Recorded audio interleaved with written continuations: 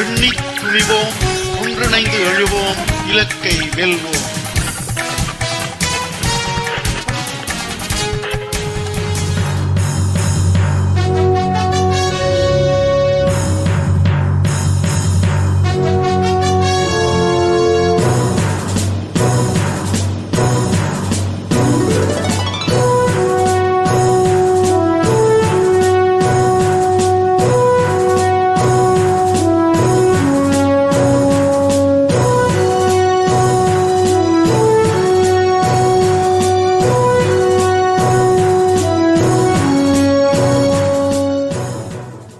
அனைத்துலக உயிரோடை தமிழ் ILC தமிழ் உயிரோடை தமிழில் அன்றர்களே இலக்கின் சிந்தனை வாராந்த இலக்கு இணைய இதழில் பிரசுரிக்கப்படும் ஆசிரியர் தலையங்கம் அதனுடைய விளக்கத்தை உயிரோடை தமிழ் உறவுகளுக்கு எடுத்து வரும் நிகழ்ச்சியாக வாரந்தோறும் இடம்பெறுகின்றது இலக்கின் சிந்தனை. இந்த நிகழ்ச்சியில் எங்களோடு தமிழ் அறிஞர் மூத்த ஆய்வாளர் ஃபட்ஜிமார் மாஸ்டர் அவர்களும் போரியல் ஆய்வாளர் அரசு அவர்களும் இணைந்து விளக்கத்தை தரும் நிகழ்ச்சியாக இந்த நிகழ்ச்சி இடம்பெறுகின்றது.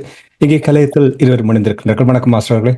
வணக்கம் தனஞானி. வணக்கம் அருஸ். வணக்கம் மாஸ்டர் அவர்களே. வணக்கம் தனஞானி. வணக்கம் மாஸ்டர். இருவருக்கும் வணக்கத்தை தெரிவித்துக் கொண்டு இன்றைய ஆசிரியர் தலையங்கம் இறைமைய பேணலுக்கு முக்கியத்துவம் அளித்துள்ள கனேடியர்கள். முதலில் இன்றைய தினம் அனைத்துலக ஊடக சுதந்திர நாள் ஐக்கிய நாடு சபையினால் முன்னெடுக்கப்பட்டுக் கொண்டிருக்கின்றது.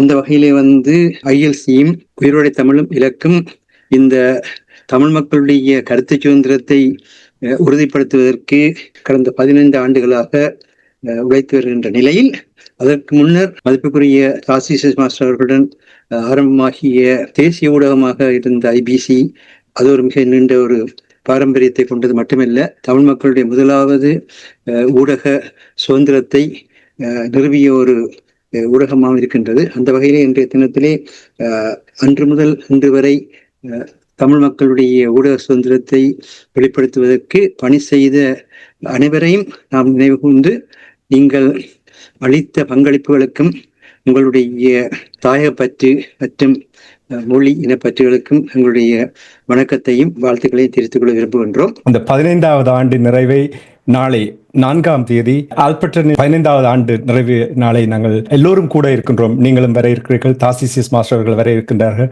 புலவர் சிவநாதன் அவர்கள் வர இருக்கின்றார்கள், இனி ILC தமிழுடைய நேயர்களும் அங்கே கலந்து கொள்ள இருக்கிறார்கள் என்பதை இந்த நேரத்தில் கூறிக்கொண்டு அற்புதமான ஒரு பொறுத்து என்னன்னு சொன்னால், இந்த சுதந்திர ஊடக சுதந்திர வாரத்துக்குள்ளேயே அது அமைந்திருக்கின்ற யாருமே எதிர்பார்க்கவில்லை.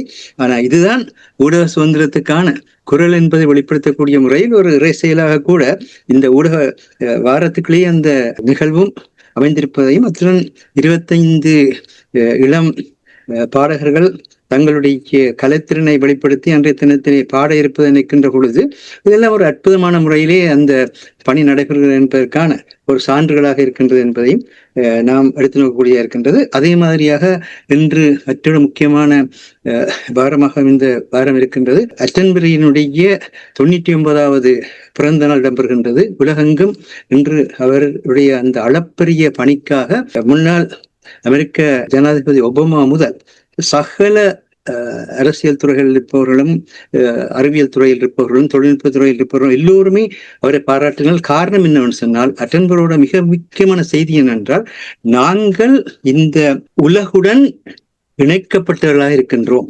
அது எறும்பாக இருந்தாலும் சரி, யானையாக இருந்தாலும் சரி, முழு உலகுடனும் இணைக்கப்பட்டவர்களாக இருக்கின்றோம். அந்த இணைப்பு தான் மனித சமுதாயத்தினுடைய பலமாக இருக்கின்றது. அந்த இணைப்பு தொடரில் எங்காவது ஒரு சிறு கீறு விழுமாக இருந்தாலும் முழு மனித சமுதாயமும் பாதிக்கப்படும். இதைத்தான் குவலயம் தனியன்று பொதுகான் என்று சொல்லி கம்பன் கம்பராமாயணத்தில் கூறினார். தமிழ் இலக்கியம் ஜாதமூரே யாவரும் கேளு என்று கூறியது. அந்த அடிப்படையிலே இந்த வாரத்திலே நாங்கள் எங்களுக்கிடையில் இருக்கின்ற அந்த இணைப்பு, நாங்கள் தமிழர்களாக பிறந்திருக்கின்றோம், தமிழ் இனத்தில் பிறந்திருக்கின்றோம், தமிழ் மொழியை பேசுவர்களாக பிறந்திருக்கின்றோம். அந்த வகையிலே தமிழர்களுடைய தாயகமாகிய ஈழத்தமிழகத்திலும் தமிழகத்தையும் மையமாக கொண்டவர்களாக உலகனுடைய மூத்த குடிகளில் தமிழர் உலகெங்கும் பிறகு வாழ்ந்து கொண்டிருக்கிறார்கள். இவர்களுக்கு இடையிலே ஏற்பட வேண்டிய ஒரு உணர்வு என்னவென்று சொன்னால், நாங்கள் ஒருவருக்கொருவர் தொடர்புள்ளவர்களாக இருக்கின்றோம். அந்த தொடர்பில் ஒருவர் தனித்து செயற்பட போறோம் என்று முயற்சித்தாலும் கூட அந்த சங்கிலி தொடர் ஆரம்பம். அதான் அட்டன்புரோ சுட்டிக்காட்டுகின்ற மிக முக்கியமான செய்தி. இந்த சங்கிலி தொடரில் ஒரு சிறு பிளவு ஏற்பட்டால் மூலி சங்கிலி தொடர் மாறும். அப்படி அறுக்கின்ற பொழுது அதனால் ஏற்படுகின்ற வேதனையை நாங்கள் உலகில் பார்க்கின்றோம். ஆகவே இந்த வாரத்தில் இந்த 2வது இதை மையமாக வைத்தான் இறைமைய பேணலுக்கு முக்கியத்துவம் அளித்துள்ள கனடியர்கள் என்கின்ற இந்த விடயத்தை பற்றி பேச வேண்டி வந்தது. என்னென்றால், இந்த வாரத்தில் தாயகத்திலே உள்ளூராட்சி தேர்தல் நடைபெறப் போகின்றது. அதற்காக எல்லோரும் தமிழ் தேசிய உணர்வுள்ளவர்களுக்கு வாக்களிக்க வேண்டும் என்கின்ற ஒரு மிகப்பெரிய பரப்புரையை முன்னெடுத்திருக்கின்றார்கள் என்பது மிக முக்கியமான விடயம். ஆனால் இந்த பரப்புரைகளுக்கு மத்தியிலும் கூட அவர்களாக இருந்தாலும் சரி, சாதாரணமானவர்களாக இருந்தாலும் சரி, அவர்களுக்கு தங்களுடைய இறைமையை பேணுவதற்கான செயற்பாடாக ஒவ்வொரு அரசியல் நடவடிக்கையும் இருக்க வேணும் என்பதற்காகத்தான் கனடியர்களை முன்னுதாரணம் காட்டி இறைமையை பேணலுக்கு முக்கியத்துவம் அளித்துள்ள கனடியர்கள் என்கின்ற இந்த ஆசிரியர் தலையங்கத்தை எழுத வேண்டி வந்தது. இப்போ சுருக்கமாக சொல்வதா இருந்தால் 5620 ஏக்கர் நிலத்தை யாழ்ப்பாணம் முதல் முல்லைத்தீவு வரை கையகப்படுத்துவதற்கான வர்த்தமானி அறிவித்தலை அனுரகுமார திசுநாயக்காவினுடைய தேசிய மக்கள் சக்தி அரசாங்கம் வர்த்தமானிப்படுத்தி இருக்கின்றது. அது மண்ணை ஆக்கிரமிக்கின்ற செயற்பாட்டுக்கான ஒரு தொடர் நிகழ்ச்சியாக அமைகின்றது. இப்பொழுது தமிழரசு கட்சி கூறியிருக்கின்றது, 28 நாட்களுக்குள் வர்த்தமானி அறிவிப்பை மீளப்பெறாவிட்டால் பெரும் போராட்டம் தமிழர் தாயகம் அங்கும் நடத்தப்படும் என்று.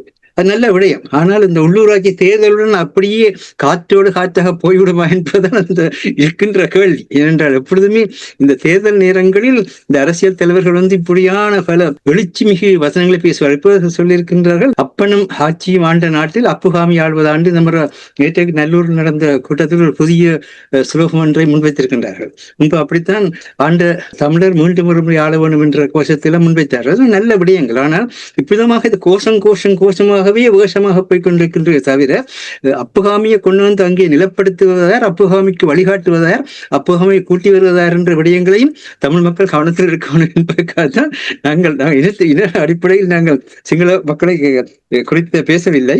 அந்த தவறாக நெத்திவிடாதீர்கள்.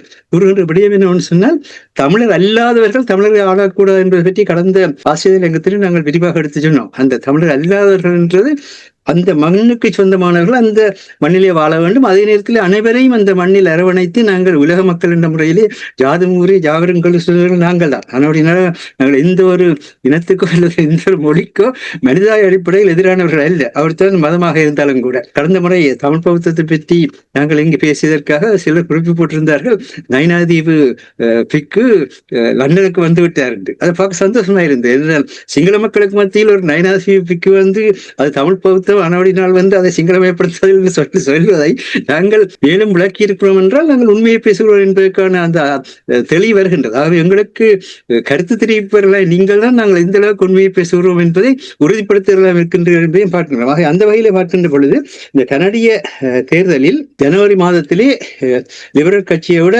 கன்சர்வேட்டிவ் கட்சி 20% அதிக பலமுள்ள வாக்குப்பலத்தை கொண்டிருந்தது. ஆனால் முன்னாள் பிரதமர் ஜஸ்டின் ட்ரூடோ அவர்கள் அந்த பொருளாதார சிக்கல்கள் காரணமாக ஆட்சியை தொடர்ந்து முன்னெடுக்க முடியாத நிலையில் அவர் பதவியை விட்டு விலகி இன்னொருவருக்கு இடம் கொடுத்தார். இதெல்லாம் எங்களை மக்கள் அறிய வேண்டிய விஷயம். அவர் ஏறிக்குள் அந்த கதிரையிலே உட்கார்ந்து கொண்டு விசிலடிக்கவில்லை.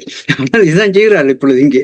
ஆனால் அப்படியெல்லாம் அவர் விலகி இடம் கொடுத்த காரணத்தினால்தான் இன்றைக்கு மார்கானி அந்த புதிய தலைமை ஏற்கக்கூடியதாக இருந்ததும், அந்த பின்னணியிலே ட்ரம்ப் அமெரிக்க ஜனாதிபதி அவர்கள் கனடாவை 51வது மாநிலம் என்று சொல்லி இன்றும் வரை உறுதியாக சொல்லிக் கொண்டிருக்கிறார். அவ்விதமான ஒரு அறிவித்தலை விடுத்த ஒரு சூழ்நிலையில் தங்களுடைய உரிமையை காட்பதற்காக கன்சர்வேட்டிவ் கட்சிக்கு தங்களுடைய பொருளாதார மாற்றத்துக்காக வாக்களிக்க நினைத்தவர்கள் அந்த பொருளாதார மாற்றத்தை கூட கணக்கில் எடுக்காமல் தங்களுடைய கிரமையை பாதுகாக்க வேண்டும் என்று அந்த அடிப்படையிலே கனடியர்கள் எதிர்பாராத விதத்திலே மிக கடுமையான போட்டிக்கு மத்தியிலே மார்கானி அவர்களை திரும்பவும் 4வது முறையாக ஆட்சிக்கு கொண்டு வந்திருப்பதை பார்க்கிறோம்.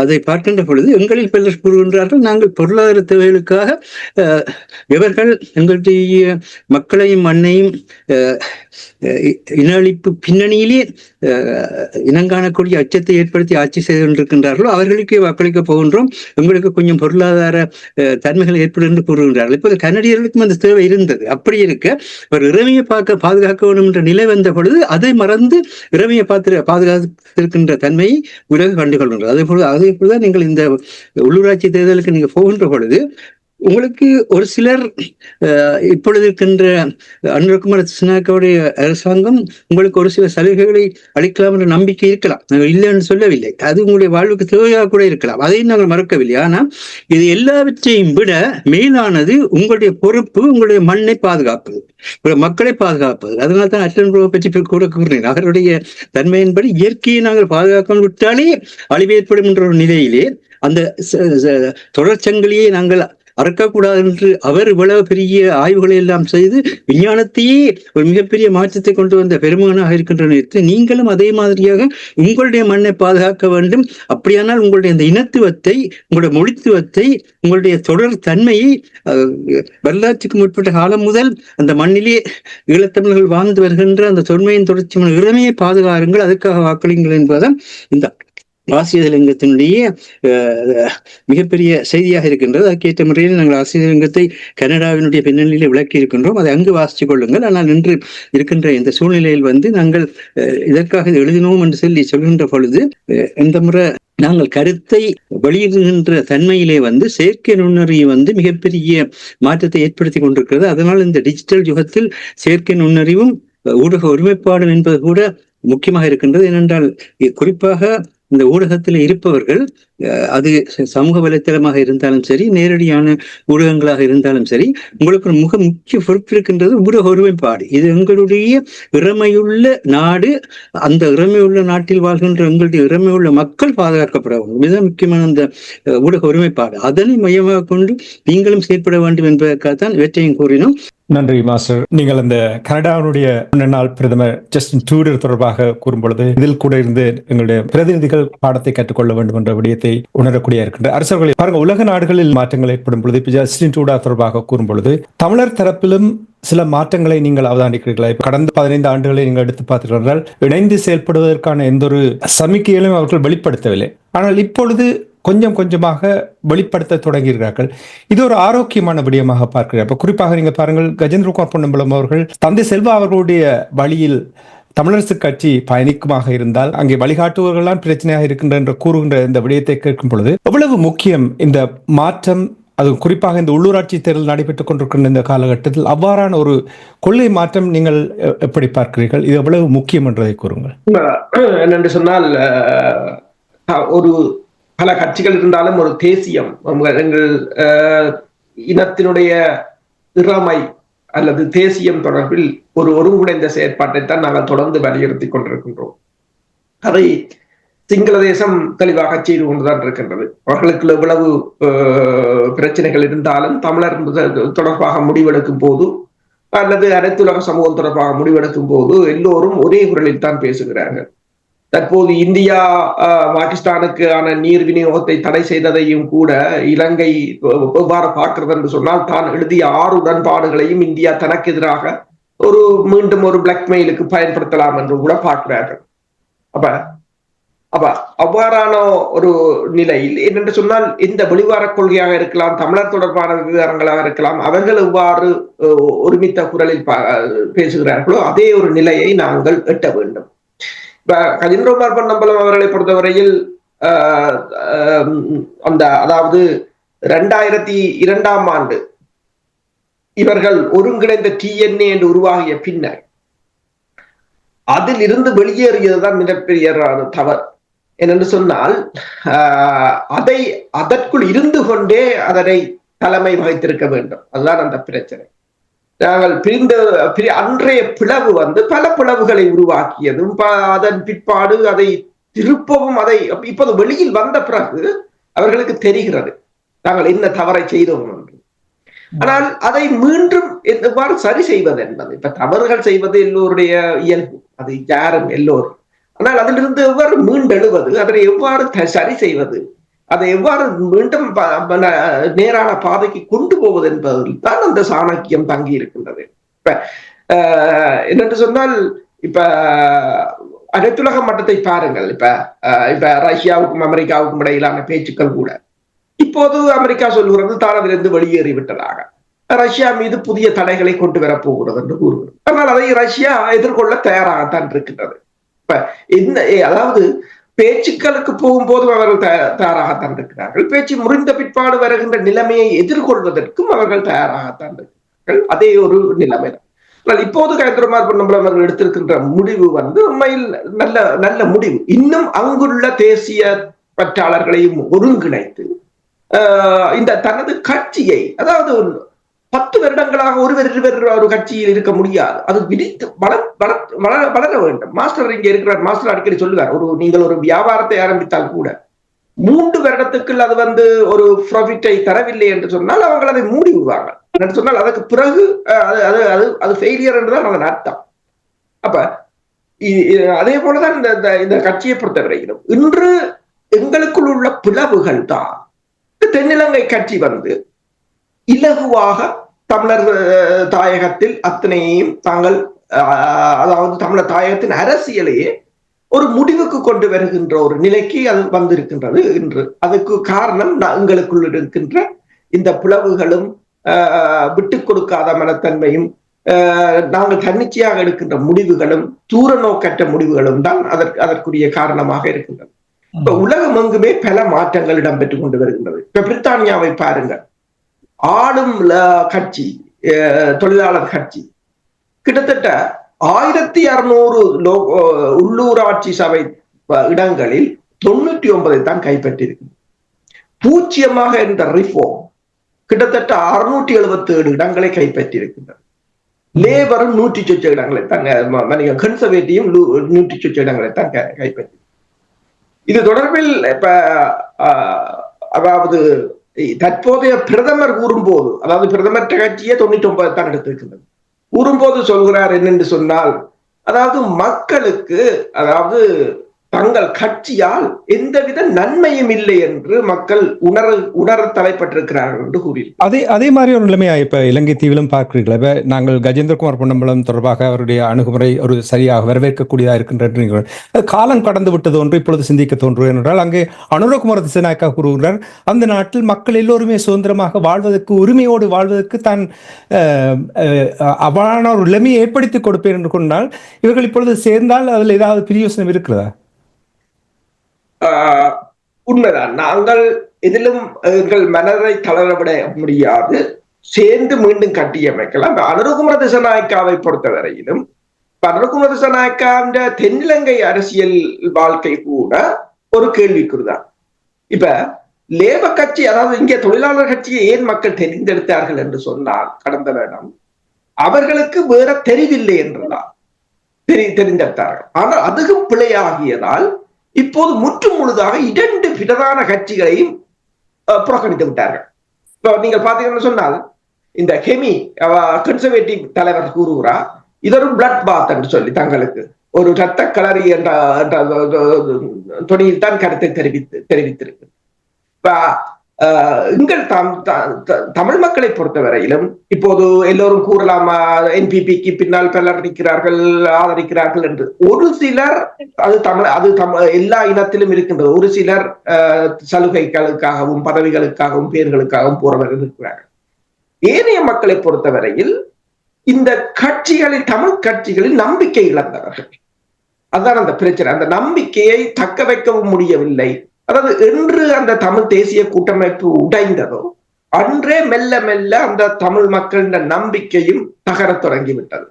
அதன் பிற்பாடு இவர்கள் மேற்கொண்ட தனிநபர் தாக்குதல்கள், குழு தாக்குதல்கள், ஒருவருக்கு ஒருவர் மீதான சேறு பூசல்கள் எல்லாம் இந்த பிளவை மெல்ல மெல்ல மெல்ல விரிவடைய செய்து அது எங்கு உச்சம் பெற்றது என்று சொன்னால், இந்த மீண்டும் ஒரு சந்தர்ப்பத்தை இந்த காலம் இவர்களுக்கு வழங்கியது பொது வேட்பாளர் என்று சொல்லி. அதை சிங்கள கட்சிகள் பொது வேட்பாளரை எதிர்த்ததை விட தமிழ் கட்சிகள் எதிர்த்தார்களே, அன்றுதான் முழுக்க உடைந்து வீழ்ந்தது. தமிழ் தேசியம், தமிழ் கட்சிகள் இவர்கள் மீதான ஒட்டுமொத்த நம்பிக்கையும் தகர்ந்தது அன்றுதான். அதற்கு பின்னர் வந்த நாடாளுமன்ற தேர்தல் தெளிவாக எடுத்து காட்டியிருக்கின்றது. நீங்கள் என்ன செய்தீர்கள் அரசு தலைவர் தேர்தலில் என்று. காலம் ஒரு சந்தர்ப்பத்தை வழங்கும், அதை சரியாக பிடித்து கொண்டவன் கரையேறுவார், இல்லை என்று சொன்னால் மூழ்கித்தான் ஆகும். உண்மைதான். இப்ப நீங்கள் கூறிய விடயத்தை நான் அடிக்கடி இங்கே வானொலியில் கூறுவேன். அதாவது கஜேந்திரகுமார் பொன்னம்பலம் அவர்களிடம் நிச்சயமாக தலைமைத்துவத்துக்கான ஆளுமை இருக்கிறது. ஆனால் ஒரு கொள்கை இல்லாமல் இந்த கட்சி இயங்கியது, குறிப்பாக தமிழ் தேசிய கூட்டமைப்பிலிருந்து வெளிவந்தது மகா பிழையாக நான் அப்பொழுது அடிக்கடி கூறுகிறேன். என்றால் உள்ளுக்கு இருந்து கொண்டு இவர்கள் விடுகின்ற பிள்ளைகளை சுட்டிக்காட்டி சரியான வழிக்கு கொண்டு வர வேண்டும். அவர்களோடு இருந்து ஒன்றும் செய்ய முடியாது என்று சொல்லிவிட்டு வெளியில் ஓடி வந்து தப்ப விட முடியாது. உங்களிடம் தலைமைத்துவ பண்புகள் இருக்கின்றது என்றால், நீங்கள் மக்களுக்காக பணிபுரிகிறீர்கள் என்றால் இவற்றையெல்லாம் ஏற்றுத்தான் ஆக வேண்டும். இங்கே பாருங்கள், எத்தனை நீங்கள் இப்பொழுது பிரித்தானியாவில் நடந்த தேர்தல் தொடர்பாக கூறும் பொழுது பிரதிநிதிகளுக்கு முட்டை கூட அடிச்சிருக்கிறார்கள், காலி எறிஞ்சிருக்கிறார்கள். அவற்றையெல்லாம் அவர்கள் எடுத்தவுடன் விட்டு விட்டு ஓடவில்லை. அந்த நீங்கள் கூறுகின்ற விடயத்தை இங்கே அடிக்கடி கூறுவது, அதே போல் இப்பொழுது அவ்வாறான ஒரு மாற்றம் பெறுவதை வரவேற்க வேண்டும் என்று கேட்டு நன்றி அரசுகளை. மாஸ்டர், உங்களிடம் வருகின்றேன். மறுசீரமைக்க வேண்டிய ஒரு நிலைமை ஏற்பட்டிருக்கின்றது. நான் கூறுவது அரசியல் பரப்பில். இந்த அரசியல் பரப்பில் கிட்டத்தட்ட ஒரு 15 ஆண்டுகளுக்கு விட்டு பார்த்தால் கடந்த 6 மாதத்துக்குள் ஒரு சிறிய மாற்றம் வந்திருப்பதை அவதானிக்கின்றேன். இது எவ்வளவு முக்கியம். இப்ப நாங்கள் அடிக்கடி கூறிக்கொண்டு வந்திருக்கின்றோம், எங்களுக்கு ஒரு திட்டம் இல்லை, எங்களுக்கு ஒரு ஃப்ரேம் ஒர்க் இல்லை, ஒரு மெக்கானிசம் இல்லை என்ற விடயங்களை கூறிக்கொண்டு வரும் பொழுது கஜேந்திரகுமார் பொன்னம்பலம் மீது யாருக்கும் ஐமிச்சம் இல்லை அவர்களுடைய தலைமைத்துவத்துக்கான அந்த பண்புகள். ஆனால் அதை சரியாக நடத்தவில்லை. அந்த கட்சியிடம் ஒரு கொள்கை இல்லாத விடயத்தை நாங்கள் அடிக்கடி கூறிக்கொண்டு வந்திருக்கோம். இப்பொழுது இவ்வாறான மாற்றங்கள் வருவது தமிழ் தேசியத்துக்கு, தமிழ் அரசியல் பரப்பில் எவ்வளவு ஆரோக்கியமான விடயமாக நீங்கள் பார்க்கிறீர்கள்? இது ஆரம்ப புள்ளியாக நீங்கள் பார்க்கிறீர்களா ஒரு மாற்றத்தை கொண்டு வருவதற்கு? மாற்றத்துக்கான அறிகுறிகள் தென்படுவது என்பது ஒரு நல்ல விடயம். ஆனால் என்ன முக்கியம் என்று சொன்னால், இது கதிரையை பாதுகாப்பதற்கான மாற்றத்துக்கான அறிகுறியா, அல்லது மக்களை பாதுகாக்கிறதுக்கான, மண்ணை பாதுகாக்கிறதுக்கான மாற்றத்துக்குரிய அறிகுறியா என்பதுதான் மிக முக்கிய கேள்வியாக இருக்கின்றது. ஏனென்று சொன்னால், என்னை பொறுத்த மட்டில் அமரர் ஜி பொன்னம்பலம் அவர்கள் 50க்கு 50 கேட்ட நேரத்திலேயே எல்லா அரசியல்வாதிகளும் அதற்கேற்ற முறையில செயற்பட்டிருந்தால் இன்றைக்கு ஏற்படுகின்ற பல பிரச்சனைகள் தடுக்கப்பட்டிருக்கலாம். ஆனால் ஒருத்தர் குற்றம் சொல்லுவதும், ஒருவர் விமர்சிப்பதும், தேவையற்ற முறையில் ஊடகத்தில் ஊடகம் என்று சொல்கின்ற பொழுது அப்பொழுது இருந்தது பத்திரிகை தான், ஊடகத்தில் ஒருவர் அடித்துக் கொள்வதுமான செயற்பாட்டுக்கூடாக அமரர் ஜி பொன்னம்பலம் அவர்களுடைய சட்டத்துக்கூடாக மக்களுக்கான பாதுகாப்பான அமைதியை வளர்ச்சியை பெறலாம் என்ற முறைமை தோற்கடிக்கப்பட்டது. அதை செய்தவர் தந்தை செல்வநாயகம் அவர்கள் தான். தந்தை செல்வநாயகம் அந்த இடத்திலே வரலாற்று தவறு செய்தார் என்பது வெளிப்படையான உண்மை. அதன் பின்பு அவர் தமிழரசு என்கின்ற பின்னணியிலே இந்த தமிழர்களுக்கான ஒரு தேசிய கட்சியை தொடங்கிய பொழுது எதற்காக சிங்களத்திலே பெடரல் பக்ஷ என்றும் ஆங்கிலத்திலே பெடரல் பார்ட்டி என்றும் பெயர் வைத்தீர்கள்? அங்கே நீங்கள் தமிழரசு பெயர் வைத்திருந்தால் சிக்கல் வந்திருக்காது. என்னன்னு சொன்னால், நீங்கள் தமிழில் ஒன்று பேசுகின்றீர்கள், கொழும்பில் வேறொன்று பேசுகின்றீர்கள் என்ற ஒரு சூழ்நிலை தோற்றுவிக்கப்பட்டது. அது இன்றும் நடைபெற்றுக் கொண்டிருக்கின்றது.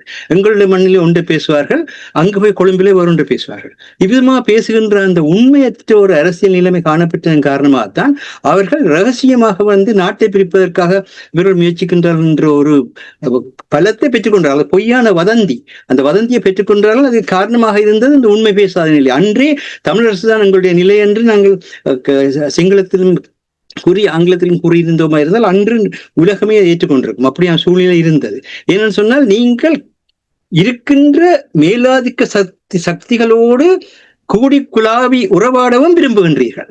அதே நேரத்திலே அவர்களால் ஆளப்படுகின்ற, உதைக்கப்படுகின்ற, தாக்கப்படுகின்ற மக்களோடும் நிற்க விரும்புகின்றீர்கள். இந்த இரட்டை வேடம் மிகச் சிக்கலான விடயம். இதுதான் தேசிய தலைவர்களுடைய அவர்களுடைய உலகளாவிய அந்த பெரும் எழுச்சிக்கும் இன்று வரை அவரை உலகத்தில் இருக்கின்ற பல பல்கலைக்கழகங்கள் பல கோணங்கள் ஆராய்வதற்குமான முக்கியமான ஒன்றாக இருக்கின்றது. என்னன்னு சொன்னால், அங்கு உண்மை இருந்தது, அங்கு நீதி இருந்தது. இன்று யாழ்ப்பாணத்தினுடைய காலைக்கதிர் பத்திரிகை நீதியை நிராகரிக்கும் அமைதியின் நிழல் என்று சொல்லி ஒரு ஆசிரியர் தலையங்கத்தை இந்த ஊடக சுதந்திரத்தை பற்றி எழுதியிருக்கின்றார்கள். அதாவது ஊடகத்துக்கு ஊடக சுதந்திரத்தை கோருபவர்களே கொல்லப்படுகின்ற ஒரு இடத்தில், அவர்களுக்கான விசாரணைகளே மேற்கொள்ளப்படாத இடத்தில், அப்படியான ஒரு சூழலில் நீதியை நிராகரிக்கும் அமைதியின் நிழல் என்று சொல்லி இன்று கூட அமைதி அமைதி அமைதி என்ற பெயரில் நீதி நிராகரிக்கப்பட்டுக் கொண்டிருப்பதை சுட்டிக்காட்டியிருக்கின்றார்கள். இந்த இடத்தில் முக்கியமான விடயம் என்றால், அரசாங்கம் மட்டும் அதை செய்யவில்லை, தமிழ் மக்களுக்கும் கூட உண்மையை பேசுகின்றவர்களை, நேர்மையாக நடக்குகின்றவர்களை, உள்ளதை உள்ளபடி சொல்கின்றவர்களை தாக்குகின்ற, தடை செய்கின்ற அந்த மக்களிடையிலிருந்து நீக்குவதற்கான முயற்சிகள் அன்றும் இன்றும் என்றும் தொடர்ந்து கொண்டே இருக்கின்றது. இதுதான் இங்க இருக்கின்ற பிரச்சனை. இவ்விதமாக நாங்களே எங்களுடைய கருத்து சுதந்திரத்தை, எங்களுடைய வெளிப்படையான செயற்பாடுகளை நாங்களே மூடி மறைப்போமாக இருந்தால் பிறர் அதை பல கோணங்களில் விமர்சிப்பார்கள். இப்பொழுது பிரிவினை என்பது ஒரு பொழுதுமே வந்திருக்காது. இது எங்களுடைய மண் சொந்தம் என்று சொல்லி இன்று உங்களுடைய 6ஆம் திருத்தம் இருக்கத்தக்கதாகத்தானே நீங்கள் 5620 ஏக்கர் நிலத்தையும் எங்களுடைய நிலம் என்று சொல்கின்றீர்கள். இப்பொழுதும் 6ஆம் திருத்தம் இருக்கிறதான். இப்பொழுது உங்களுடைய தேவை வருகின்ற பொழுது அந்த 6ஆம் திருத்தம் எங்க போனது? ஆனால் மக்கள் சார்பாக இது எங்களுடைய மண் என்று சொல்வதற்கு அது 6ஆம் திருத்தம் இருக்கிறது, இங்கு செய்ய முடியாது என்று என்ன போலியான கருத்துக்களை முன்வைக்கிறீர்கள்? உங்களுக்கு தேவை வருகின்ற பொழுது 6ஆம் திருத்தம் எங்கேயோ ஓடி விடுகின்றது. சரியா? மக்களுக்கான உண்மையை சொல்கின்ற பொழுது அது உங்களுக்கு முன்னால் இருந்து உங்களுக்கான ஒரு கவசமாக மாறுகிறது. இதுதான் இருக்கின்ற பிரச்சனையான விடயம். இந்த விடயத்தில் தான் இன்றைக்கு நீங்கள் பார்த்தீர்களா இருந்தால் கனடாவுடைய பிரதமர் அவர்கள் கூறியிருக்கின்றார்கள், அமெரிக்க அரசு அதிபர் டொனால்ட் ட்ரம்ப் கனடியர்களான எங்களை உடைக்க முயல்கின்றார்கள், அமெரிக்காவின் உடையதாக மாற்ற முயல்கின்றால் அதனை ஒரு பொழுதும் அனுமதிக்க மாட்டோம். இந்த உறுதி உங்களுக்கு இருக்கிறதா?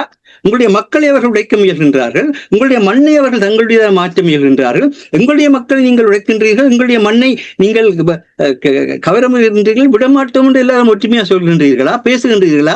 ஏன் இன்னொரு நாட்டை சேர்ந்தவர்கள், இன்னொரு அரசாங்கத்தை சேர்ந்தவர்கள் வர வேண்டும் என்று சொல்லி நீங்கள் உங்களுடைய பிரச்சனையை தீர்க்க வர வேண்டும் என்று கூறுகின்றீர்கள்? உங்களுடைய மக்கள் மேல் உங்களுக்கு நம்பிக்கை இல்லையா? உங்களுடைய மண்ணின் மேல் உங்களுக்கு நம்பிக்கை இல்லையா? இறுதியாக உங்கள் மேலே உங்களுக்கு நம்பிக்கை இல்லையா? உங்கள் மேலே உங்களுக்கு நம்பிக்கை இல்லாத நீங்கள் என்ன மாதிரியாக விடுதலையை பற்றி முன்னெடுக்க போகின்றீர்கள், பேச போகின்றீர்கள்? தேசிய தலைவர் அவர்கள் தன் மேல் நம்பிக்கை கொண்டவராக இருந்தார், தன் மக்கள் மேல் நம்பிக்கை கொண்டவராக இருந்தார், தன் மண்ணின் மேல் நம்பிக்கை கொண்டவராக இருந்தார். அதனால் தான் உலகளாவிய நிலையிலே இன்று எல்லா நாடுகளுமே எங்களுடைய மக்களை பற்றி பேசுகின்ற தன்மையாக மட்டுமில்லை, உலகளாவிய நிலையிலே தமிழர்கள் பறந்து வாழ்கின்ற ஒரு நிலையை கூட அடைந்திருக்கின்றார்கள் என்பதை தேசிய தலைவர்கள் அந்த உறுதிதான் உங்களுக்கான அரசியல் புகலிடத்தை பெற்று தந்தது என்பதையும் புலத்திலே வாழ்ந்து கொண்டிருப்பவர்கள் மறந்து விடாதீர்கள். நீங்கள் அன்று அந்த தேசிய தலைவர்கள் அந்த உறுதியுடன் நின்றிருக்காவிட்டால் உங்களுக்கு இங்கு அரசியல் புகலிடம் கிடைப்பதற்கான எந்த ஒரு சட்ட ரீதியான தன்மையும் இருந்திருக்காது. நீங்கள் எல்லாருமே அந்த ஒரு மாபெரும் ஒரு சக்தியினுடைய அந்த உறுதியின் உறைவிடமாக அவருடைய பின்னணியிலே பல்லாயிரக்கணக்கான மக்கள், லட்சக்கணக்கான மக்கள் என்று கூட சொல்லலாம். அந்த நிலையிலே அவர்கள் தங்களுடைய உயிரையும் கொடுத்து நின்றதன் காரணமாக நீங்கள் புலத்திலே வாழ்ந்து கொண்டிருக்கின்றீர்கள். அந்த மக்களுடைய உயிர் போட்ட பிச்சையில் வாழ்ந்து கொண்டிருக்கிறீர்கள். இதுதான் தாசிசு மாஸ்டர்கள் அந்த ஐபிசி தேசிய ஊடகமாக தொடங்கிய பொழுது எடுத்த காரியம் ஜாவிலும் வெற்றி என்று சொன்னார். அந்த எடுத்த காரியம் தலைவனால் தொடங்கப்பட்டது. அந்த எடுத்த காரியம் எங்கும் வெற்றி பெறும் என்கின்ற உறுதியை தந்தார்.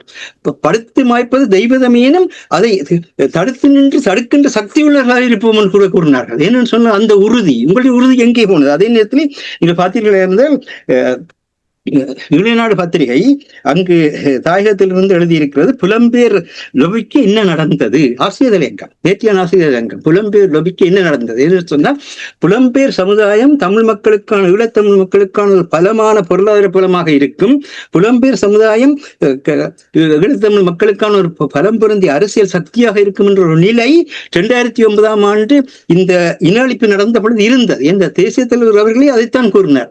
அதாவது இது ஆயுதங்கள் மௌனிக்கின்றன என்று கூறிய பொழுது அதனை ஜனநாயக ரீதி கூடாக தொடர வேண்டும் என்கின்ற அந்த தன்மையும் கூறினார். போராட்டம் முடிந்துவிட்டதாக கூறவில்லை. அந்த முறைமை அணுகுமுறையில் ஆயுதங்கள் மௌனிக்க வேண்டிய ஒரு சூழ்நிலை ஏற்படுகின்ற பொழுது தொடர்ந்து போராட்டம் அதற்குரிய வடிவத்தில் செல்ல வேண்டும் என்று கூறுகின்ற பொழுது அதை புலம்பெயர் தமிழர்களுடைய கையில் தான் ஒப்படைத்தார். புலம்பெயர் தமிழர் முன்னெடுக்க, ஏன்னா அந்த புலம்பெயர் தமிழர்களிடத்தில் தான் அந்த பொருளாதார சக்தியும் அரசியல் சக்தியும் அறிவியல் சக்தியும் தொழில்நுட்ப சக்தியும் வர்த்தக சக்தியும் இருக்கின்றது. அந்த புலம்பெயர் தமிழர்கள் தான் உலகெங்கும் இருக்கின்ற மக்களை இணைக்க வேண்டிய தன்மையாக இருக்கின்றது. அதனால் தான் உறவு பாலம் என்று சொல்லி நாங்கள் ஊடக சேவை முன்னெடுத்தினோம். அது உறவு பாலமாக இருந்தே தவிர அது உறவு பாலமாக அங்கிருக்கின்ற மக்களை ஒன்று திருத்தந்தை பிரான்சிஸ் அவர்கள் கூறிய வசனம் என்ன, எப்பொழுதுமே பாலம் அமைத்துக் கொள்ளுங்கள், சுவர்களை கட்டாதீர்கள் கூறினார்.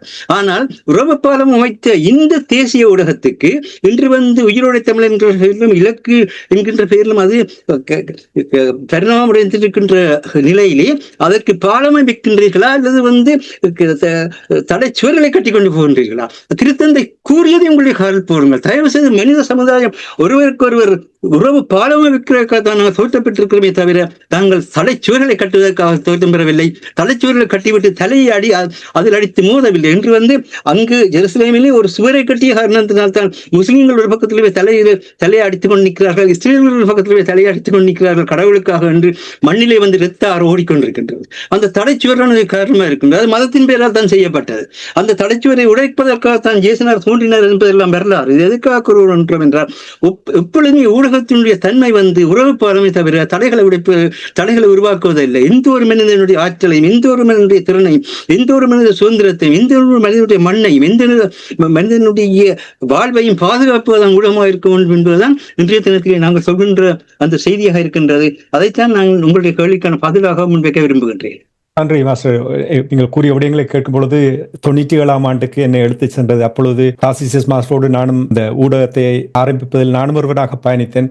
அப்பொழுதுதான் புரிந்து கொண்டேன் எங்களுடைய மக்களுக்கு இந்த ஊடகம் எவ்வளவு முக்கியம் என்பதை. ஏனென்றால் போர் நடந்த காலத்தில் புலம்பெயர்ந்து வந்தவர்களுக்கு தாயகத்தில் என்ன நடக்கின்ற செய்தியை அறிந்து கொள்ளாது. அப்பொழுதெல்லாம் இந்த வானொலியில் தான் தங்கியிருந்தார்கள். அதே போல் இப்பொழுது இருக்கின்ற காலகட்டத்தை நீங்கள் ஒப்பிட்டு பார்க்கும் பொழுது அல் ஜசீரா எவ்வாறு பணிபுரிகின்ற என்ற விடயத்தை உணரக்கூடிய, அப்பொழுது எங்களுடைய மக்கள் உணர்ந்த விடயங்களை நான் மக்களோடு நேரடியாக தொலைபேசிகளில் உரையாடும் பொழுது, வானொலியில் இருந்து உரையாடும் பொழுது அவர்களுடைய அந்த ஏக்கம் தவிப்பு எவ்வாறு இருந்தது என்பதை நான் உணர்ந்தேன். ஆனால் அந்த ஏக்கம் தவிப்பு, அது மக்கள் எங்கள் மண் நாங்கள் பாதுகாக்க வேண்டும் என்பது இன்னும் புலம்பெயர்ந்து வாழுகின்ற நாடுகளிடம் இருக்கின்றவர்கள் நிறைய பேருக்கு அந்த உணர்வோடு இருக்கிறார்கள். நீங்கள் கூறியது சரி. அந்த உறவுப்பாலம் போனப்பட உறவுப்பாலத்தை உடைக்கிறோம். நாங்கள் என்ற உணர்வு இல்லாட்டி தேசியம் பெறாது. நாங்கள் என்ற உணர்வு இல்லாத தாயை பற்றி வராது. நாங்கள் அதனை அந்த தன்னுடைய இன்னுரிய ஈர்த்த அந்த மாவீர தீபங்கள் ஒரு ஒளியை மாத்திரம் ஊட்டின நான் சாகலாம், நீங்கள் சாகலாம், நாங்கள் சாகக்கூடாது. இந்த நாங்கள் என்ற அந்த உணர்வை நீங்கள் யாரெல்லாம் இல்லாமல் பண்றீர்களோ அது சிங்களவர்களுக்கு நாங்கள் செய்கின்ற இன்னொரு பக்கத்துணையாக தான் இருக்கும் என்பதை மறந்து விடாதீர்கள் என்பதுதான் நான் இந்த தேர்தல் நேரத்தில் சொல்ல வேண்டிய செய்தியாக இருக்கின்றேன். நன்றி மாஸ்டர். அந்த தேர்தல் செய்தியை நீங்கள் கூறும்பொழுது அரசவர்களை உங்களிடம் வருகின்றேன். ஏற்கனவே நாங்கள் பேசியிருக்கிறோம், இலங்கை தீவில் அரசியல் மாற்றம் ஏற்பட்டிருக்கின்றது. அனுர குமாரதிசாநாயக்க ஒரு புதிய ஒரு பிம்பத்தை உருவாக்குவதற்கான நிறைய முயற்சியை எடுத்துக்கொண்டிருக்கிறார்கள். எங்களுடைய தமிழ் பிரதிநிதிகளுக்கு, தாயகத்தில் இருப்பவர்களுக்கு, எங்களுடைய மக்கள் தெளிவாக இருக்கிறார்கள். அவர்கள் ஒரு வழிகாட்டலுக்காக பார்த்து கொண்டிருக்கிறார்கள். ஓரிரு நாட்களில் பிரச்சாரத்தை முடிவுக்கு கொண்டு வர வேண்டும். உள்ளூராட்சி சபை தேர்தல் நூலிலையில் இருப்பது போல் தெரிகின்றது. தமிழ் மக்களுடைய இருப்பு, தமிழ் மக்களுடைய மண் இறமை இவை எல்லாமே கேள்விக்குறியாகிவிடும் என்று பலர் சிந்திக்கிறார்கள். எங்களுடைய உறவுகளுக்கு நீங்கள் கூறுங்கள், எவ்வாறு இந்த நிலைமையை கையாள வேண்டும்? எங்களுடைய பிரதிநிதிகளுக்கும் இனி மக்கள் எவ்வாறு இதை கையாள வேண்டும்? உண்மைதான். என்னென்று சொன்னால், இது முள்ளிவாய்க்கால் இனப்படுகொலை இடம்பெற்ற மாதம். இந்த மாதத்தில் தான் இந்த தேர்தலும் இடம்பெற போகிறது. இந்த தேர்தல் ஒரு உண்மையில் முக்கியமானது.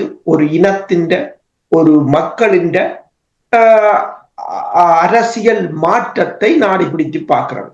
உதாரணமா நீங்கள் பார்த்தீங்கன்னு சொன்னால் 2018ஆம் ஆண்டு, அதாவது 2015ஆம் ஆண்டு தெற்கில் ஆட்சி மாற்றம் இடம்பெற்ற பின்னர் 2018ஆம் ஆண்டு மஹிந்த ராஜபக்ஷ ஆற்றிய மிகப்பெரிய ஒரு உரை, மிகப்பெரிய அளவிலான மக்கள் கூட்டம், அது 2018ஆம் ஆண்டு உள்ளூராட்சி தேர்தலில் 20 லட்சத்துக்கு மேற்பட்ட வாக்குகளை அள்ளி வந்ததுதான் 2019ஆம் ஆண்டு 68 லட்சம் வாக்குகளுடன் கோத்தபாய ராஜபக்ஷ பதவி ஏற்பதற்கு காரணமாக அமைந்தது.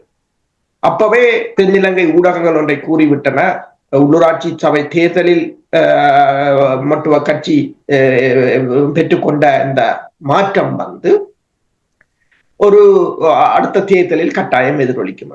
அது மக்களிடம் இருந்து ஏற்பட்ட மாற்றம். இப்போது இந்த இங்கு லேபர் கட்சி ஆட்சி செய்தாலும் பிரித்தானியாவில் மக்களிடம் ஏற்பட்ட மாற்றம், 2 பிரதான கட்சிகளையும் மக்கள் ஓரம் கட்டி விட்டார்கள் என்பதுதான் அதன் அர்த்தம். நம்பிக்கை இழந்து விட்டார்கள். மாறி மாறி பொய்யையும் பிரிட்டையும் சொல்லிக்கொண்டு மக்கள் மீது சவாரி செய்து கொண்டு ஒரு சில இப்ப பெர்மிங்கம் பகுதியில் சொல்லுகிறார்கள், குப்பையை கூட உங்களால் எடுக்க முடியவில்லை, பில்லியன் கணக்கில் கொண்டு போய் உக்ரைனுக்கு கொட்டுகிறீர்கள். அப்ப அவ்வாறான ஒரு நிலைமை. இப்ப அனுரகுமார திசாநாயக்கா என்ன சொல்கிறார்? இப்ப அதுவும் என்ன சொல்கிறார் என்றால், UNP இணைப்பாளர் ஒன்றை கூறியிருக்கிறார். இந்த இலங்கையின் இவர் வந்தவுடன் என்ன செய்தார் என்று சொன்னால் 20% 30% என்று எலக்ட்ரிசிட்டி பில்லை குறைத்தார். அது என்னத்துக்கு? ஜனவரி மாதம். என்னத்துக்கு? இந்த அரசியல் நாடகத்துக்கு. இப்ப IMF சொல்லி இருக்கிறது, எலக்ட்ரிசிட்டி பில்லை கூட்டாவிட்டால் 5வது தவணை பணத்தை கொடுக்க மாட்டோம். அப்ப அதை UNP வெளிக்கொண்டு வந்திருக்கு. UNP இப்ப சொல்லி இருக்கிறது, 5வது தவணை பணம் இவர்கள் பெற வேண்டும் என்று சொன்னால் இவர்கள் மீண்டும் எலக்ட்ரிசிட்டியை கூட்ட வேண்டும். அரசியலுக்காக குறைத்தது இப்போது கூட்ட வேண்டும். இதான் நாடகம் என்று சொல்றது அரசியல். அப்ப இது தொடர்பாக தொலைக்காட்சி ஒன்று அனுரகுமார திசாநாயக்காவை பேட்டி கண்ட போது அவர் இப்போ கூறியிருக்கிறார், ஜூன் மாதம் நாங்கள் அதிகரிக்க போகிறோம். ஏனென்றா ஜூன் மாதம் தான் IMF கொடுக்க போகிறோம், ஜூன் மாதம் கூட்ட போறோம் என்றாலும் நாங்கள் குறைத்த அளவுக்கு கூட்ட மாட்டோம், கொஞ்சமா கூட்டுவோம்.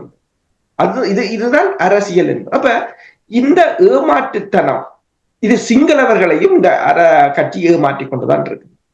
இப்ப நான் கூறியது போல வடக்கு, அதாவது இது வலி சுமந்த மாதம். இந்த மாதத்துல மே மாதத்துல வட்டுக்கோட்டையையும் வடமராட்சியையும் கைப்பற்ற வேண்டும் என்று நினைக்கிறாங்க. இரண்டும் ஒரு சென்சிட்டிவான வட்டுக்கோட்டை தீர்மானத்தை அழித்து விட்டோம் என்பதற்கு தென்னிலங்கையில் பிரச்சாரமாக இருக்கு. வடமராட்சி என்பது தேசிய தலைவர் என்ற இடம். அந்த தேசிய தலைவரின் இடத்தையே சிங்கள அரசு கைப்பற்றி இருக்கிறது என்றால் இலங்கையை ஒருங்கிணைத்து விட்டோம், ஒட்டுமொத்த தமிழர்களின் அரசியலையை தகர்த்தறிந்து விட்டோம். இதை அவங்களில் பிழை சொல்ல முடியாது. எப்பவும் எதிரி தனது நலன் சார்ந்துதான் செயற்படுவான். இப்ப அமெரிக்காவும் ரஷ்யாவும் பேச்சுவார்த்தையில் ஈடுபடுகிறது என்று சொன்னால் உடனே ரஷ்யா தட்ட பாதுகாப்பரன்கள் எல்லாம் கலட்டி கொண்டு போயிட்டு எல்லாம் நாங்கள் எல்லாம் நண்பர் என்று ரஷ்யாவும் சொல்ல போறதும் இல்லை, அமெரிக்காவும் சொல்ல போறதும் இல்லை. அவங்க தங்கள் நிலைகளுக்கு நின்றுதான் பேசுவார்கள். இது தமிழர் தரப்பு அப்படி அல்ல. இப்ப மாஸ்டர் கூறியது போல இங்கு ஒன்றை மக்களுக்கு கூறுவது, அங்கு சென்று இன்னொன்றை கூறுவது. இன்று நாங்கள் முதலும் கதைத்திருந்தோம் GSP வரிச்சலுகை தொடர்பாக. GSP வரிச்சலுகையின் முதலாவது வரியே மனித உரிமைகள் பேணப்பட வேண்டும், நல்ல ஆட்சி. தமிழர் தேசத்தில் நல்ல ஆட்சி இருக்கிறதா? மனித உரிமைகள் பேணப்படுகிறதா? இராணுவமயமாக்கல் இருக்கிறது, இராணுவ ஆளுநர்கள். நேற்று ஒருவர் பேசும்போது சொன்னார், ஒரு ஆப்பிரிக்காவை சேர்ந்தவர், அவர் ஒரு 10 எழுத்தாளர், கனடாவில் இருக்கிறவர்.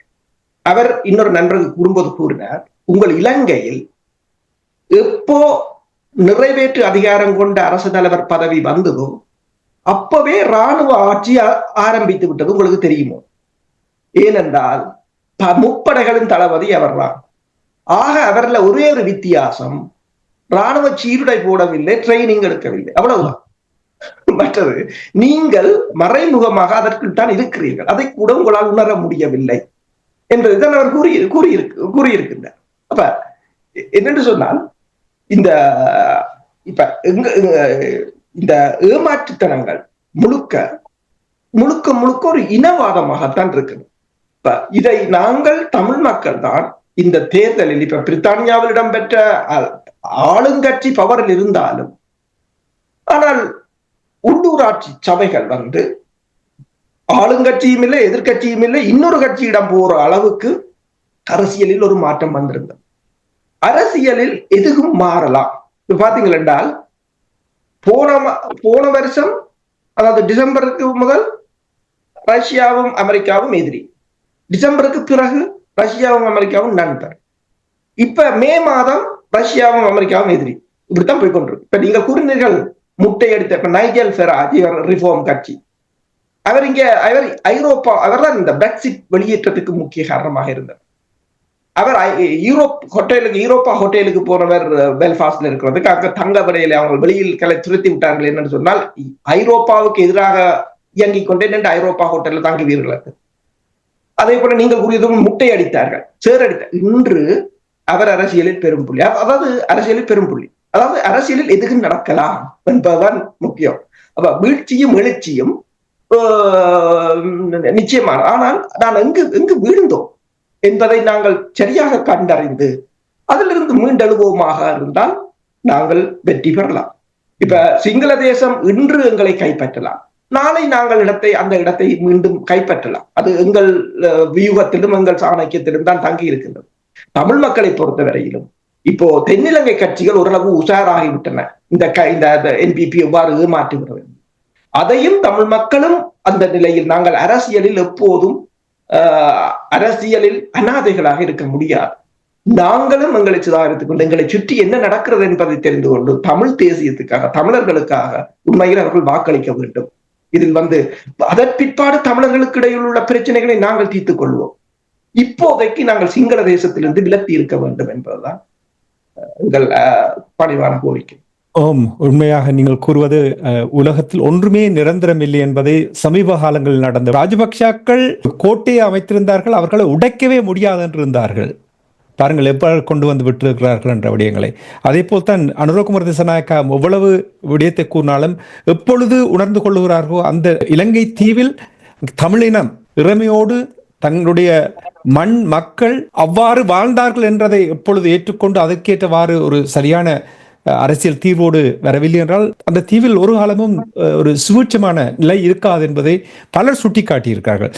நன்றி அரசுகளை. மாஸ்டர், உங்களிடம் வருகின்றேன். அரசர்கள் நிறைய விடயங்களை அரசியல் பரப்பில் இருக்கின்ற நிறைய விடயங்களை சுட்டிக்காட்டும் பொழுது ஒரு விடயம் உடனடியாக எனக்கு தோன்றியது. தமிழ் அரசியல் பரப்பில் இருக்கின்ற அரசியல்வாதிகளுக்கும் நாங்கள் மக்களை குறை சொல்ல முடியாது. மக்களை குறை சொல்வதற்கு அவர்களுக்கு அரசியல் அறிவூட்டுவது இவர்களுடைய பொறுப்பும். என்னவென்று சொன்னால் தமிழ் அரசியல் பரப்பில் இருக்கின்ற அரசியல்வாதிகள் அவர்களுக்கு பொறுப்பு இருக்கிறது தூய்மையோடு தாயகத்தில் பயணிப்பது, இழந்தவையை மீண்டும் பெற்றெடுப்பதற்கு தங்களுடைய சுய நலன்களை ஒரு பக்கத்தில் தள்ளிவிட்டு தூய்மையாக செயல்பட வேண்டும் என்று நீங்கள் நம்புகிறீர்களா? அந்த பொறுப்பு அவர்களுக்கு தேவையா? இது முந்தி ஆனந்தவிடன்ல மணியன் நாவலுக்கு தலைப்பட்டார், சாத்தான் வேதம் ஓதுகிறது என்று.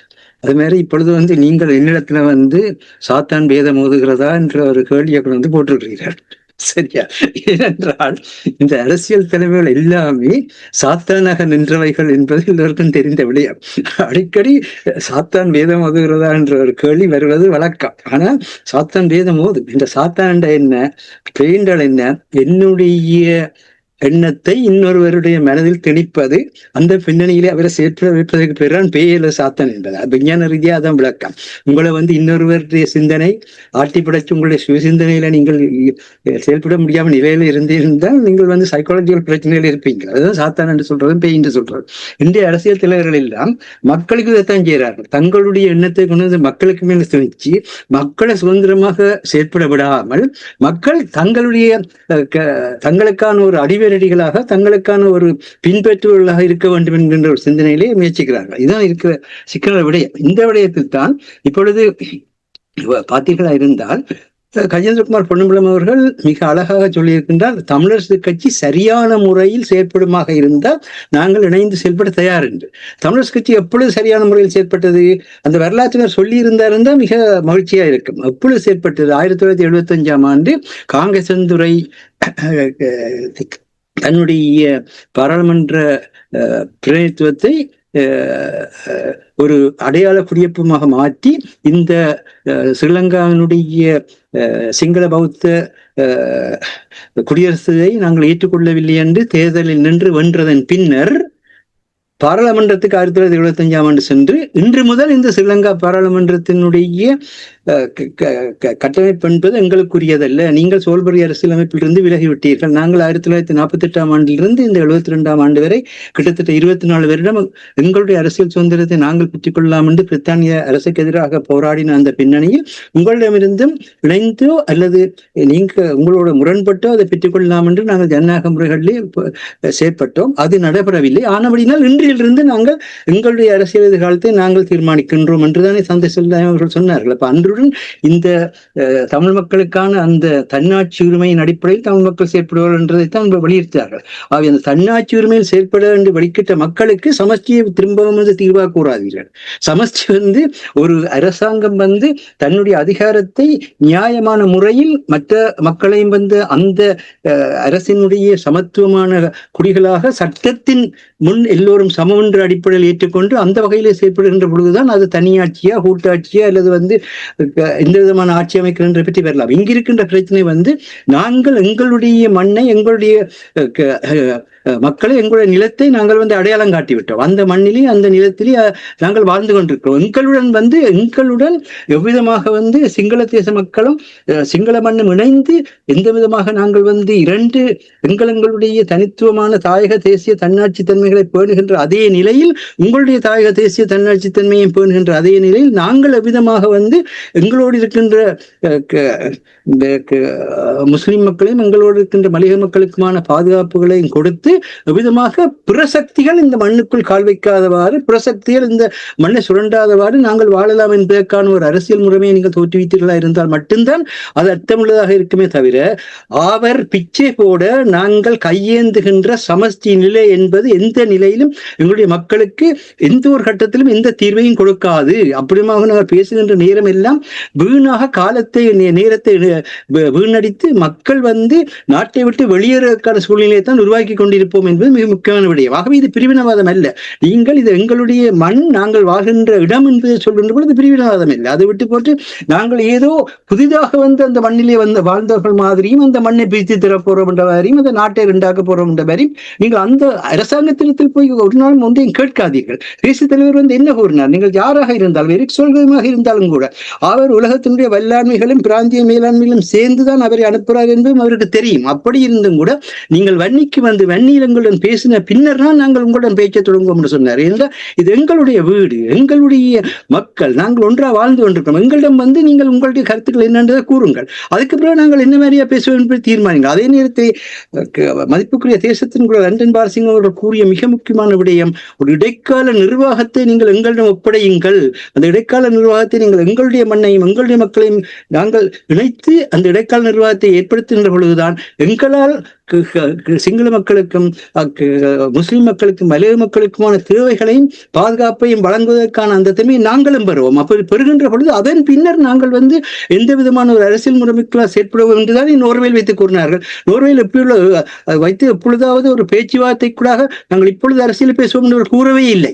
திருப்பி கூறிய விடயம் என்னவென்று சொன்னால், நாங்கள் இப்பொழுது இரண்டு தேச இனங்களும், அதாவது ஈழத்தமிழ் தேச இனமாக இருந்தாலும் சரி, சிங்கள தேச இனமாக இருந்தாலும் சரி, ரெண்டும் ஒன்றோடு ஒன்று அரசியல் எதிர்காலம் எப்படி இருக்குது, அவர்கள் ரெண்டுக்கும் பொதுவான முறையில் என்று பேசுவதற்கான அந்த உளவியல் தன்மை கிடையாது. அரசியல் உளவியல் தன்மை கிடையாது. இப்படியான ஒரு சூழலில் அரசியல் உளவியல் தன்மை பற்றி பேச முடியாது. முதலில் மக்களுக்கான அந்த உரிமைகள் அங்கீகரிக்கப்பட வேண்டும். இது எங்களுடைய மண், இது உங்களுடைய மண், ரெண்டு மண்ணை நாங்கள் அங்கீகரிக்கின்றோம், ரெண்டு மக்களும் வாழுவோம். வாழ்கின்ற நிலையிலே இலங்கை தீவு எல்லோருமே இணைந்து வாழ வேண்டிய ஒரு மிகப்பெரிய தீவாக இருக்கின்றது. அந்த தன்மையிலே நாங்கள் எங்களுடைய மண்ணை நாங்கள் பேணியபடி, உங்களுடைய மண்ணை நீங்கள் பேணியபடி, எங்களுக்குள்ள பிரிவினை என்று சொல்லாதீர்கள். எப்படி இலங்கை தீவுக்குள் வறுமை இல்லாத நிலையில், எப்படி அறியாமை இல்லாத நிலையில் நாங்கள் வாழலாம் என்பதற்கான ஒரு கட்டமைப்பை உருவாக்குகின்ற ஒரு முறைமையாக பாருங்கள். ஒரு காலம் எல்லை போட்டு மக்களை பிரிக்காதீர்கள்.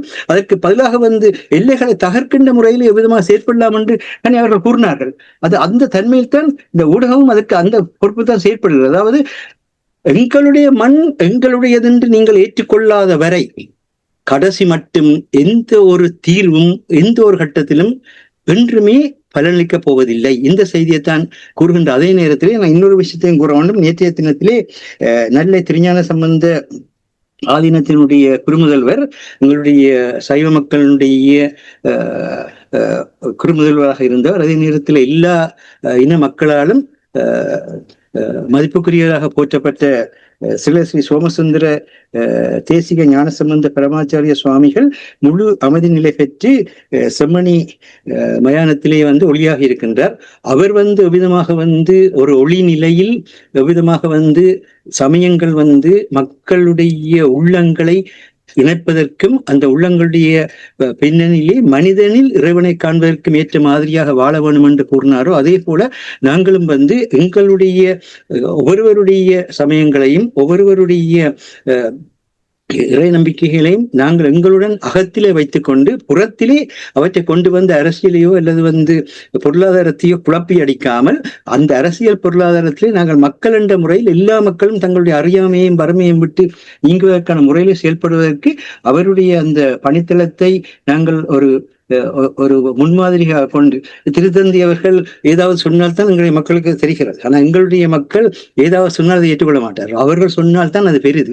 இவர்கள் அதைத்தான் சொன்னார்கள். அவர் சொல்ல விடவில்லை. நான் அவரை இங்கே லண்டனில் கூட கண்டபொழுது கூட கூறினார், எங்களுடைய உரிமைகளை நாங்கள் நிலைநாட்டிக் கொள்கின்ற அதே நேரத்தில் நாங்கள் மற்ற மக்களுடைய சமத்துவத்தையும் சகோதரத்துவத்தையும் சுதந்திரத்தையும் நாங்கள் ஏற்றுக்கொள்ள தயாராக இருக்கின்றோம். ஒரு கட்டத்திலும் அவர்கள் எந்த ஒரு உண்மையான சைவ தலைவர்களும் ஒரு கட்டத்திலும் கூறவில்லை இது என்னுடைய மதம், இது என்னுடையது என்று சொன்னது கிடையாது. கிறிஸ்தவம் அப்படித்தான், இஸ்லாமும் அப்படித்தான், பௌத்தமும் அப்படித்தான். இதை நாங்கள் கவனத்திலே வைத்துக் கொள்ள வேண்டும். ஆனால் யார் யாரெல்லாம் இவற்றை வைத்து வர்த்தக ரீதியாக பிழைக்க விரும்புகின்றார்களோ அவர்கள் மக்களை நாரடித்துக் கொண்டிருக்கின்றார்கள். இந்த சூழ்நிலையிலே கடவுளை வைத்து கூட மக்களை இரண்டாகின்ற தன்மை காசாலே நடைபெற்றுக் கொண்டிருக்கின்றது. கடவுளை வைத்து கூட மக்கள் இரண்டாக்கப்படுகின்ற ஒன்றுதான் அங்கே இருக்கின்றது. அங்கே இரண்டு பகுதியுமே ஆபிரகாமுடைய பின்னணியிலே ஒரே சமயத்தினுடைய கூறுகள் தான். யூத மதமாக இருந்தாலும் சரி, கிறிஸ்தவ மதமாக இருந்தாலும் சரி, இஸ்லாம் மதமாக இருந்தாலும் சரி, எல்லாமே ஒரே பின்னணியை கொண்டது. ஆனால் இன்று என்ன நடக்கின்றது? இதே நிலை இலங்கையிலும் பெற அனுமதிக்காதீர்கள். ஏனென்றால் திட்டமிட்ட முறையில் இப்பொழுது மதக்கலவரங்களை தூண்டி என்ற மொழி ரீதியாக மக்கள் உறுதியாக இருக்கின்ற நிலையிலே மத உணர்வு கிளறிவிட்டு அந்த மத உணர்வுகளாக இப்பொழுது இலங்கையில் அமைதியின்மை ஏற்படுத்த முயல்கின்ற சூழ்நிலையில் இந்த நேரத்திலே இன்றைக்கு வியட்நாமுக்கு செல்கின்றார். விசாக் தினத்திலே ஐக்கிய சபை அந்த வெசாக் தினத்தை கொண்டாடுகின்ற பொழுது அங்கு பௌத்தம் எப்படி இந்த செயற்கை நுண்ணறிவு காலத்தில் ஒரு அமைதியை ஒரு ஒழுங்குமுறையை வெளிப்படுத்துவதற்கு வழிகாட்டுகின்ற பேசுவதற்கு அனுரகுமார திசுநாயக்கா அவர்கள் செல்கின்றார். அதை அவர் சமய ரீதியாக செல்கின்ற பொழுது அது அவருடைய சமய கடமையாக கூட இருக்கின்றது. ஆனால் அதே தன்மையை இலங்கையிலும் அவ்விதமாக பௌத்தம் அதே மாதிரி அமைதியையும் அதே மாதிரி நல்வாழ்வையும் முன்னெடுக்கின்ற ரீதியாக நீங்கள் பார்ப்பீர்களாயிருந்தால் பௌத்தத்தை கொண்டு அரசியலமைப்பு சாசனத்தில் முன்னுரிமைப்படுத்துவதை முதலில் நீக்குங்கள். ஒரு மதத்தை முன்னுரிமைப்படுத்தி அந்த மதத்தை அவமானப்படுத்தி மக்களை அவமானப்படுத்தாதீர்கள். பௌத்தம் பௌத்தமாக இருக்கட்டும், அரசியல் சாசனமாக இருக்கட்டும், அந்த அரசியல் சாசனம் எல்லாருக்கும் உரியதாக அமையட்டும். அந்த பின்னணியில செயற்படுகள் என்று அனுரகுமார திசுநாயக்காவுக்கு எந்த ஒரு அரசியல்வாதியால் கூற முடிகின்றது? இதுதான் உங்களுடைய அரசியல்வாதிகளுடைய பிழை, தவறு. இன்றைக்கு வெசாக் உலகங்கள் கொண்டாடப்படுகின்ற மிகப்பெரிய ஒரு தன்மை கொண்டதாக மாறப்பட்டிருக்கிறது. ஆனால் இதுவரை திருக்குறளாக இருந்தாலும் சரி, தைப்பொங்கலாக இருந்தாலும் சரி, ஐக்கிய நாடு சபையினால் ஏற்றுக்கொள்ளப்பட்ட ஒன்று அல்ல. அந்தந்த இடத்திலே தமிழ் மக்களுடைய வாக்கு பின்னணியிலே அவைகள் பேசப்படுகின்றதை தவிர ஐக்கிய நாடு சபையினால் ஏற்றுக்கொள்ளப்பட்ட ஒன்று அல்ல. அது மாத்திரமே எங்களுடைய மண்ணை எடுத்தீர்களாக இருந்தால் பேராசிரியர் கைலாசபதி அவர்கள் ஒரு இடதுசாரி சிந்தனையிலே மிக ஆழமான பற்றுள்ளவராகவும் இடதுசாரி சிந்தனைகள் கூடாக மக்களின் வறுமையும் அறியாமையும் நீக்கப்பட வேண்டும் என்கின்ற நம்பிக்கை கொண்டவராக இருந்தாலும் கூட எங்களுக்கான ஒரு அடையாளம் தேவை என்பதற்காகத்தான் ஆர்வ நாவலரை தமிழ் தேசியத்தினுடைய தந்தை என்கின்ற ஒரு பெயரை, தமிழ் தேசியத்தின் அல்ல தமிழ் இலக்கியத்தினுடைய தந்தை என்கின்ற பெயரை அந்த ஈழத்தமிழ் இலக்கியத்தினுடைய தந்தை அவர்தான் என்று கூறினார். எதற்காக அப்படி கூறினார் என்ற எங்களுக்கான ஒரு அடையாளம் பண்ணி நாங்கள் திருவள்ளுவருக்கும் போய் அடங்க முடியாது, நாங்கள் வேறு எந்த ஒரு இந்திய தன்மைக்கும் போய் அடங்க முடியாது. எங்களுக்கான தனித்துவத்தை நாங்கள் வெளிப்படுத்துகிற நேரத்திலே அதே நேரத்திலேயே மற்றவர்களுடைய தன்மையும் உங்களுடைய முன்னோர்களாக இவர்கள் எல்லாம் இருந்தார்கள் என்பதை நாங்கள் மறக்கவில்லை. ஆனால் முன்னோர்களாக திருவள்ளுவர் இருக்கின்ற நேரத்தில் கூட ஈழத்து மக்களாக தான் இருந்தார்களே தவிர அங்கு தமிழக மக்களாக இருக்கவில்லை என்பதையும் நாங்கள் இந்த நேரத்திலே கவனத்தில் எடுக்க வேண்டியிருக்கின்றது. என்ற திருக்குறளை வைத்துக்கொண்டு மக்களை பிளவுபடுத்தி அவர்கள் இந்திய தலைமைத்துவத்துக்குள் இருந்தார்கள் என்ற ஒரு கருத்தியலை உருவாக்கி கொண்டு வருகின்ற ஒரு நிலை இருக்கின்றது. எங்களால் திருக்குறள் போற்றப்படுகின்றது, அது வேறு விடயம். ஆனால் இலங்கையும் இந்தியாவும் ஒரே நிலப்பரப்பாக இருந்து கடலால் பிரிக்கப்பட்டது என்பது எல்லாருக்கும் தெரிந்த விடயம். ஆனால் கடலால் பிரிக்கப்பட்ட இலங்கை தீவு உருவானதற்கு பின்னர் நாங்கள் என்றுமே எங்களுக்கான தனித்துவத்தில் இருக்கின்றோம் என்பதை இந்த தேர்தலில் வெளிப்படுத்தி தயவு செய்து தமிழர் அல்லாத ஒருவருக்கு நீங்கள் வாக்களிக்காதீர்கள் ஆட்சி கொண்டு வருவதற்கு. இதுதான் சொல்றோம். இது இனவாதம் அல்ல. எதுக்காக சொல்றோம்? எங்களுடைய வரலாற்றை, எங்களுடைய இறமையின் தொன்மையின் தொடர்ச்சியும் பேணுவதற்கான ஒரு வேண்டுகோளாகவே முன்வைக்க விரும்புகின்றோம். சிறப்பு. அந்த வேண்டுகோளோடு நாங்கள் இன்றைய நிகழ்ச்சியை நிறைவு கொண்டு வரப்போகின்றோம். நிறைவு கொண்டு வருவதற்கு முன்னதாக இந்த ஊடக சுதந்திர நாள் இன்று, இந்த நாளில் நாளை உயிரோடை தமிழுக்கு 15வது ஆண்டு நிறைவு. இந்த உயிரோடை தமிழ் எவ்வாறு ஆரம்பித்தது என்றால் அன்பர்களுக்கு நாங்கள் இங்கே கூறுவது பொருத்தமாக இருக்கும் என்று நம்புகின்றேன். 2009ஆம் ஆண்டு அந்த இனக்கருவறுப்பு நடைபெற்ற பின்பு கடைசி கட்டத்தில் ஐபிசி வானொலி தாசிசியஸ் மாஸ்டரால் உருவாக்கப்பட்டது. நானும் அப்பொழுது அந்த வானொலியில் தலைவராக இருந்தேன். அதற்கு பின்னர் கைமாறியது. 2009ஆம் ஆண்டு அந்த இனக்கருவறுப்பு நடந்த அந்த கட்டத்தில் அப்படியே பொத்தண்டு கைவிட்டு விட்டார்கள். தொழில்நுட்ப வழங்கிய நிறுவனம் என்னோடு தொடர்பு கொண்டிருந்தார்கள். இருந்தால் நான் தான் ஆரம்பத்தில் அவர்களோடு பணிபுரிந்திருந்தேன். இவ்வளவு காலம் நடத்திய வானொலியை ஏன் இப்படி விட்டு போகிறீர்கள் என்று சொல்லி அப்பொழுதுதான் புரிந்து கொண்டேன் இதனுடைய முக்கியத்துவத்தை. மாஸ்டர் கூறியது 97ஆம் ஆண்டு கூறிய அந்த ஊடகத்தினுடைய பலம் என்ன என்பதை புரிந்ததன் ஒரு விளைவாகத்தான் ILC உயிரோடை தமிழ் உருவம் பெற்றது. நாளை இதுவரை காலமும் 15 ஆண்டுகளாக பயணித்த அனைத்து ஊடகத்துக்கு பங்களித்தவர்கள், நிகழ்ச்சி பங்காளராக இருக்கட்டும், அனுசரணையாளர்களாக இருக்கட்டும், இனி ஆதரவு வழங்கியவர்கள் எல்லோரும் சங்கமிக்கும் ஒரு நிகழ்வாக நாளை 4ஆம் தேதி ஆல்பர்டன் கம்யூனிட்டி ஹாலில் நடைபெற இருக்கின்றது. அங்கே எல்லோரும், இங்கே அரசு அவர்களும் கூட இணைந்து கொள்வார். நீங்கள் இணைந்து இவர்களோடு நாளை அங்கே உரையாடும் பொழுது இந்த ஊடக ஏன் முக்கியம் என்பதை வெளிப்படுத்தும் சந்தர்ப்பமாக நான் இதை பார்க்கிறேன். எனவே அனைவரும் இணைந்து அந்த நிகழ்ச்சியில் பங்கெடுக்க வேண்டும் என்று கேட்டுக்கொண்டு ஒரே ஒரு விடயத்தை கூற விரும்புகின்றேன். இப்பொழுது அரசு கூறினார், இங்கு ரிஃபார்ம் கட்சி மிகப்பெரிய அரசியல் பலத்தை பெற்றிருக்கிறது என்றால் அதுக்கு காரணம் என்னென்றால் இன்று உலகெங்கும் ஒவ்வொரு அந்த நாட்டினுடைய மக்களுக்கும் அந்த நாடு தங்களுடையது, தங்களுடைய பண்பாடு பேணப்பட வேண்டும் என்ற உணர்வு ஏற்பட்டிருக்கின்றது. அதுதான் கனடாவிலும் அதைத்தான் பார்க்கின்றோம், இங்கேயும் அதைத்தான் பார்க்கின்றோம். அயர்லாந்து தேசத்தை சேர்ந்தவராக அமெரிக்காவிலே பிறந்து வளர்ந்த மாக்கனியை கனடா தன்னுடைய பிரதமராக ஏற்றதற்கான முக்கிய காரணம் என்னென்றால் அவர் இங்கு ஆக்ஸ்போர்ட் பல்கலைக்கழகத்திலே சிறிய நாடுகள் எவ்விதமாக பெரிய நாடுகளினுடைய பொருளாதார போட்டிக்குள் தங்களுடைய பொருளாதாரத்தை பலப்படுத்தி செயல்படலாம் என்பதுதான் அவருடைய ஆய்வு பட்ட சமர்ப்பிப்பு. ஆனபடியினால் அவருக்கு இன்று கனடா ஒரு மிடில் பவர், இன்றைக்கு இங்கிலாந்தும் ஒரு ஐக்கிய ராஜ்யம் ஒரு மிடில் பவர், ஜப்பானும் ஒரு மிடில் பவர். விதமான அந்த மத்தியிலே இருக்கிற இந்த சக்திகளை இணைத்து நாங்கள் பெரும் வல்லரசுக்கு எதிராக நிற்கலாம் என்பதை பற்றிய ஆய்வைத்தான் அவர் செய்தார். ஆனபடியினால் நாங்கள் இந்த அரசியலுக்கு ஆட்களை தெரிவு செய்யும் பொழுது கூட அந்தந்த துறையிலே இருக்கிறவர்களை கொண்டு வந்தால் தான் இன்று காலத்துக்கு ஏற்ற முறையிலே அவரை கொண்டு வந்திருக்கின்றார். இன்று ரிஃபார்ம் பார்ட்டிக்கு இங்கே வாக்களிக்கிறார்கள் என்றால் இது எங்களுடைய மண், எங்களுடைய என்பதை மற்றவர்கள் உணர வேண்டும் என்பதை வெளிப்படுத்துகின்றார். ஆனால் இந்த உண்மையை உணர்ந்து இது எங்களுடைய மண், எங்களுடைய என்பதை அந்த நீங்கள் உணர்த்துகிற தேர்தலாக இதை ஒரு வெறுமனே ஒரு வாக்களிக்கிற ஒன்றாக இல்லாமல் இந்த தேசிய விடுதலை போராட்டத்தினுடைய ஒரு போராட்ட களமாக கருதி உங்களை வாக்களிக்குமாறு கேட்டுக்கொள்கின்றோம். உங்களுக்கு யாருக்கு மேலும் எந்த காழ்ப்புணர்வும் இல்லை. யார் மண்ணுக்கு நல்லது செய்தாலும் அவர்களை இருகரங்கூப்பி வரவேற்கிறோம் என்பதை மட்டும் கூறிக்கொள்ள விரும்புகின்றோம். நன்றி. இதோடு நாங்கள் இன்றைய இலக்கின் சிந்தனை நிகழ்ச்சியை நிறைவுக்கு கொண்டு வருகின்றோம். நிகழ்ச்சியில் பங்கெடுத்த தமிழ் அறிஞர் மூத்த ஆய்வாளர் ஃபட்டிமா மாஸ்டர் அவர்களுக்கும் பொறியியல் ஆய்வாளர் அரசு அவர்களுக்கும் நன்றி கூறி தனாஞானி இந்த நிகழ்ச்சியை நிறைவு கொண்டு வருகின்றேன். நன்றி, வணக்கம் மாஸ்டர். நன்றி, வணக்கம் அரசு அவர்களே. நன்றி, வணக்கம். எமது பார்வையாளர்களுக்கு வணக்கம். மக்களின் குரலாய் ஓங்கி ஒலிக்கும் இலக்கு மின்னிதழ் மற்றும் உயிரோடை தமிழ் வானொலி ஆகிய இவ்விரு ஊடகங்களும் உங்களைப் போன்ற எமது நேயர்கள் நண்பர்களின் ஆதரவிலேயே இயங்கி வருகின்றன. மிக குறைந்த வளங்களுடன் பல இடர்கள் மற்றும் தடைகளை தாண்டி பயணிக்கும் எமது ஊடகங்களின் பணிகள் மேலும் வளர உங்களால் முடிந்த நிதியுதவியை வழங்கி இன்னும் காத்திரமான செயற்பாடுகளை முன்னெடுக்க உதவுமாறு மிகவும் பணிவன்புடன் வேண்டி நிற்கின்றோம். உங்கள் பங்களிப்பு உங்களின் உரிமை குரலாய் ஓங்கி ஒலிக்கும். நன்றி.